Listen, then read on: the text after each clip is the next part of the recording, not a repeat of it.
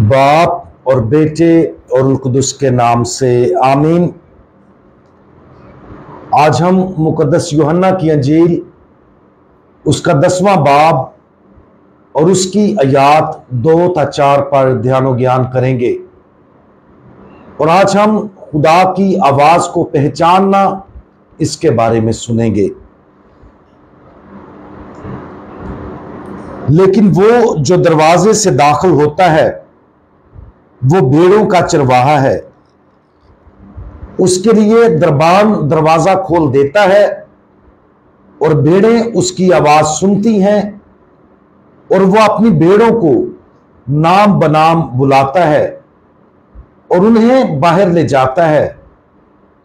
और जब वो अपनी सब भेड़ों को बाहर निकाल चुका हो तो उनके आगे आगे चलता है और भेड़ें उसके पीछे पीछे हो लेती हैं, क्योंकि वो उसकी आवाज पहचानती हैं।